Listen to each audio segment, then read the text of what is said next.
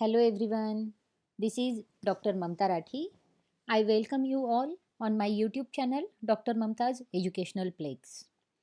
Friends, आज की video में हम लोग बात करेंगे रिडम्पशन ऑफ प्रिफरेंस शेयर्स की।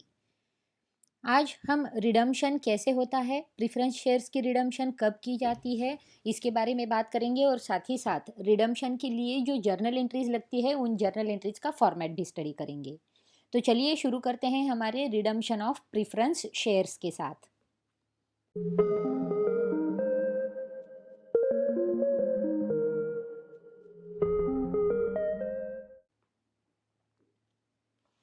Friends, what is mean by redemption? Redemption का मतलब होता है रीपेमेंट। रिडम्पशन वर्ड हमें बहुत ही बड़ा और बहुत ही हार्ड लगता है, लेकिन इसका मीनिंग बहुत ही इजी है।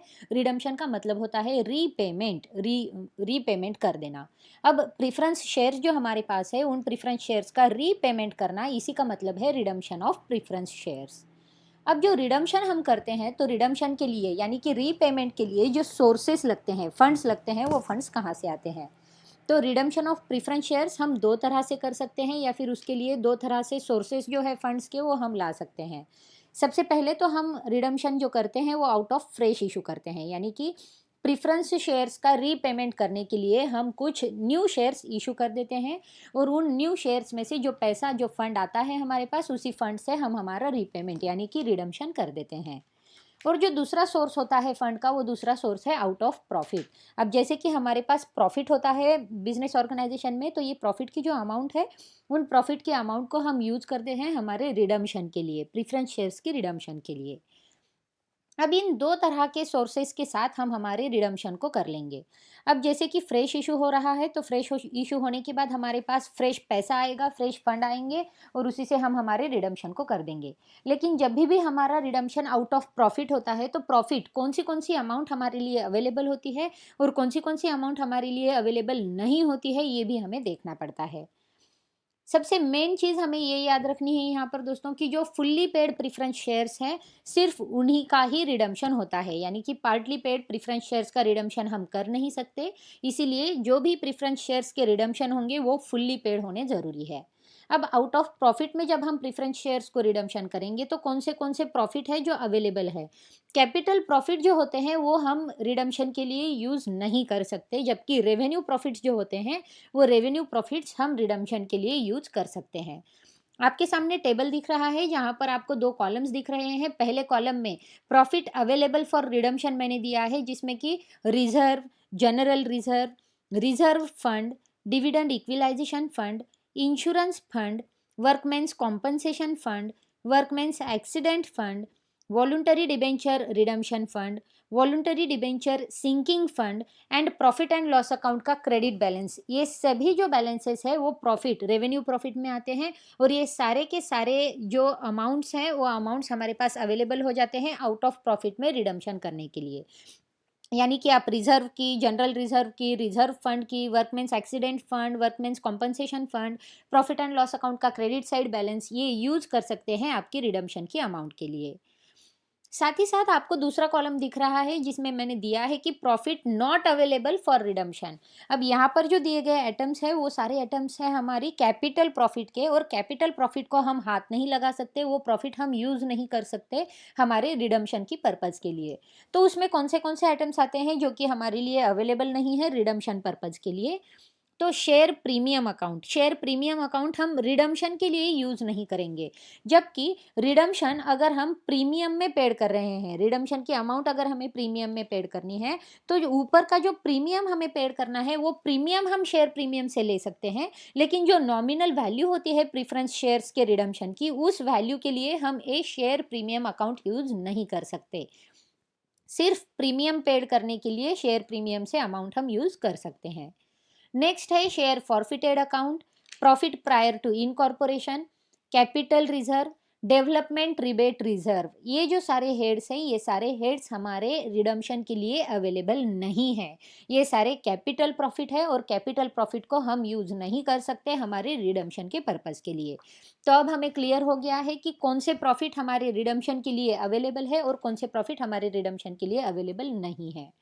तो चलिए अब हम आगे बढ़ते हैं हमारी फॉर्मेट के साथ, यानी कि हमारे जर्नल एंट्रीज का फॉर्मेट। अब जो रिडम्शन होगा प्रेफरेंस शेयर्स का, उसको हम जर्नल एंट्रीज यानी कि उसका फॉर्मेट क्या होगा। तो यहाँ पर आप देख रहे हैं, मैंने आपके सामने एक टेबल रख दिया है जहाँ पर हम पहले नेचर ऑफ ट्रांजैक्शन देखेंगे और उसके बाद उसकी जर्नल एंट्रीज देखेंगे। अब सबसे पहले अगर हम redemption out of fresh issue करते हैं, यानी कि out of the proceeds of fresh issue में अगर हमारा रिडम्शन हो रहा है, तो हमारी एंट्रीज क्या होगी। तो सबसे पहले हमारी एंट्री होगी फ्रेश इशू की। अब इशू हमारा एट पार, एट डिस्काउंट और एट प्रीमियम, इन तीनों में से किसी में भी हो सकता है, तो हमें वो वाली एंट्रीज देखनी है। अब हमने इशू ऑफ शेयर्स का चैप्टर भी पढ़ लिया था, वो चैप्टर मैंने यहाँ पर डिस्क्रिप्शन में उसकी लिंक भी दी है, अगर आप उसे देखना चाहते हो तो लिंक पर जाकर उस वीडियो को देख सकते हो। अब फ्रेश इशू जब एट पार होगा तो उसकी एंट्री क्या होगी। तो उसकी एंट्री है bank account debit to equity और प्रीफरेंस शेयर कैपिटल अकाउंट। हम फ्रेश इशू इक्विटी शेयर का या प्रीफरेंस शेयर्स का, किसी भी शेयर का इशू कर सकते हैं। अगर हमारा फ्रेश इशू डिस्काउंट में हो रहा है तो उसकी एंट्री होगी bank account debit discount on issue of shares account debit to equity और प्रीफरेंस शेयर कैपिटल अकाउंट।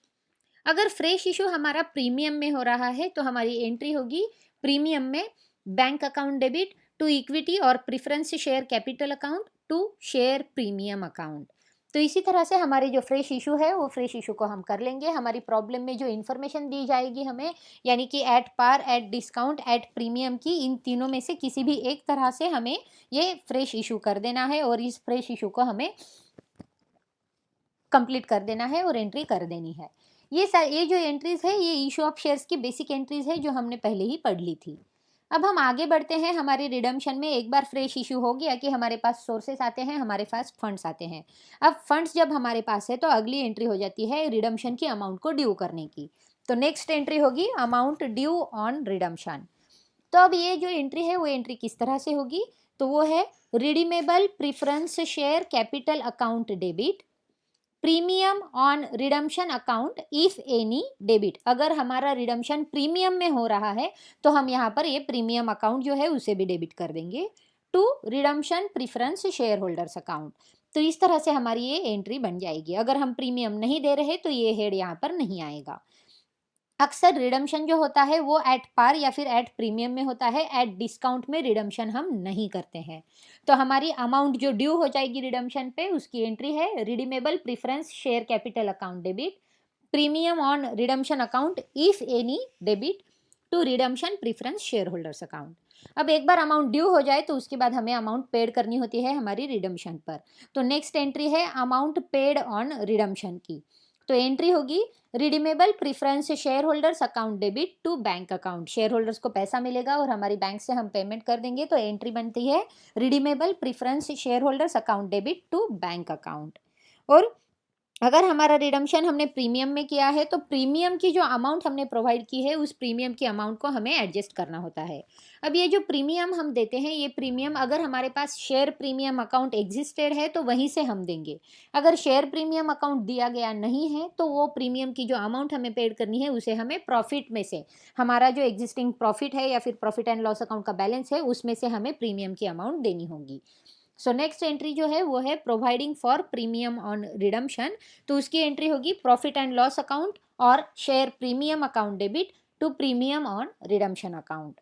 तो इसी तरह से सबसे पहले हम फ्रेश इशू कर देंगे, फिर अमाउंट को ड्यू कर देंगे, फिर अमाउंट पेड कर देंगे रिडम्शन की, और एट लास्ट अगर प्रीमियम हमने दिया है तो उस प्रीमियम की अमाउंट को भी हम एडजस्ट कर देंगे। तो इस तरह से हमारी एंट्रीज होती है redemption out of proceeds of fresh issue की। अब हम नेक्स्ट टाइप देखेंगे जहां पर हम रिडम्शन करेंगे आउट ऑफ प्रॉफिट से। अब हमारे जो प्रॉफिट की अमाउंट हमारे पास अवेलेबल है उसमें से अगर हम रिडम्शन करते हैं तो एंट्रीज क्या होगी। अब यहाँ पर एक मेन चीज़ को हमें याद रखना है, अगर हम जब भी आउट ऑफ प्रॉफिट में हमारा रिडम्शन कर रहे हैं तो यहाँ पर हम एक नया अकाउंट बना देते हैं जिसका नाम है कैपिटल रिडम्शन रिजर्व अकाउंट। अब ये जो कैपिटल रिडम्शन रिजर्व अकाउंट है इसमें हम प्रॉफिट की जो कुछ हमारी अमाउंट है जो हमें लगने वाली है रिडम्शन के लिए उसे ट्रांसफ़र कर देते हैं इस CRR अकाउंट में। और ये जो कैपिटल रिडम्शन रिजर्व अकाउंट है ये रिप्लेस हो जाता है हमारे रिडीमेबल प्रीफरेंस शेयर कैपिटल को हमारी बैलेंस शीट में।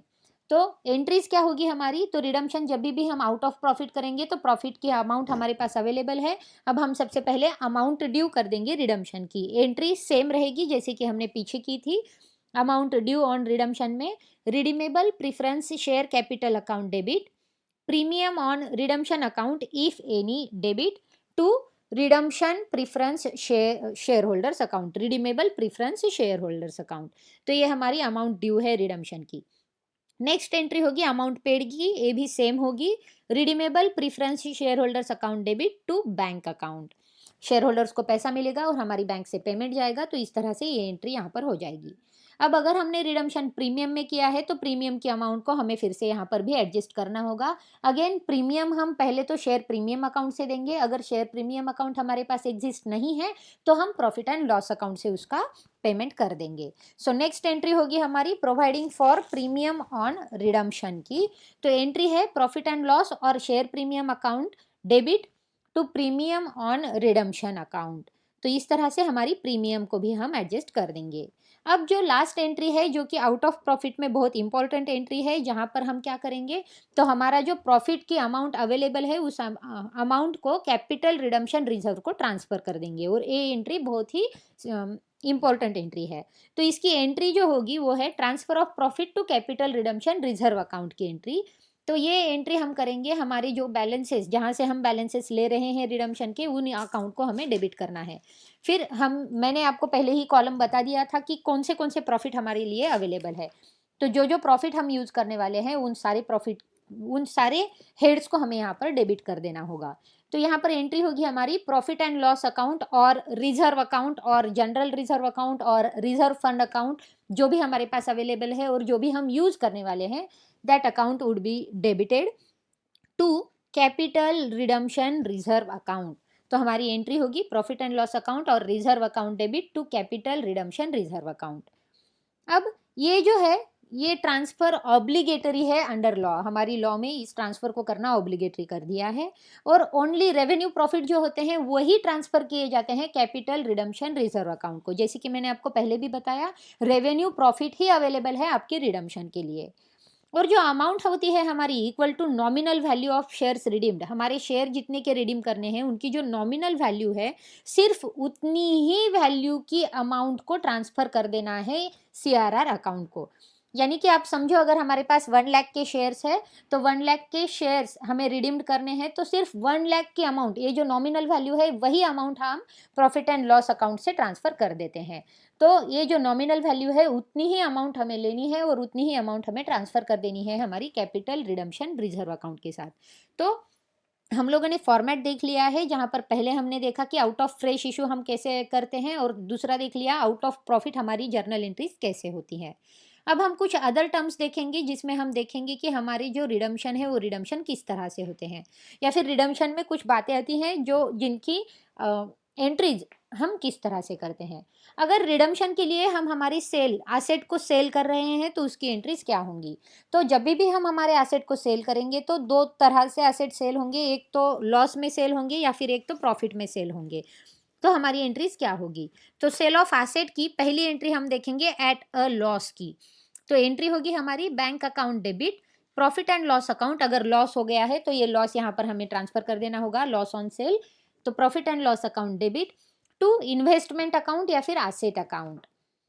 अगर यही एसेट हमारा प्रॉफिट में सेल हो रहा है तो प्रॉफिट की एंट्री क्या होगी, एंट्री होगी bank account debit to investment account to profit and loss account, यहाँ पर हम प्रॉफिट की अमाउंट लिख देंगे। तो इस तरह से ये एसेट हम सेल कर देंगे। अब नेक्स्ट जो एंट्री है वो है बैंक ओवरड्राफ्ट अरेंज्ड की।